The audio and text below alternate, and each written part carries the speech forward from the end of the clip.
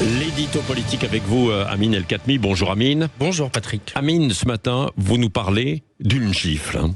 Oui Patrick, d'une gifle, sans doute la plus grande gifle politique offerte à Emmanuel Macron depuis le début de son premier quinquennat. Je veux bien sûr parler de l'adoption hier par l'Assemblée nationale de la motion de rejet du projet de loi sur l'immigration. Il aura donc suffi de 5 voix, 5 petites voix sur 577 votants pour que le gouvernement connaisse un camouflet historique en envoyant son texte renvoyé avant même l'ouverture de toute discussion.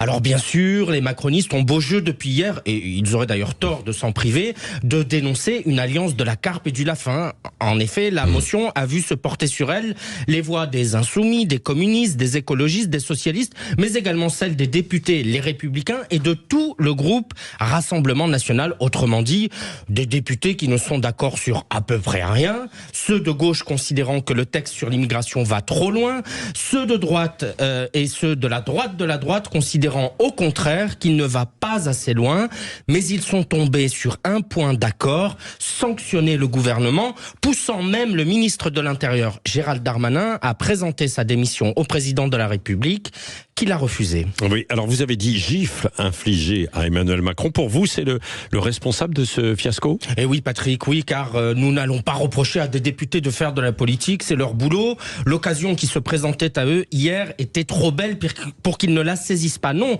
le vrai responsable de ce fiasco, ce n'est pas Gérald Darmanin, c'est Emmanuel Macron et son en même temps. À force de vouloir ménager les sensibilités, à force de vouloir contenter les uns et les autres, à force d'entretenir le flou sur les grands sujets qui préoccupent les Français, à force de revirements et de zigzags, et on l'a vu avec éclat sur la question du Proche-Orient depuis le 7 octobre, Emmanuel Macron finit par désarçonner et fâcher tout le monde.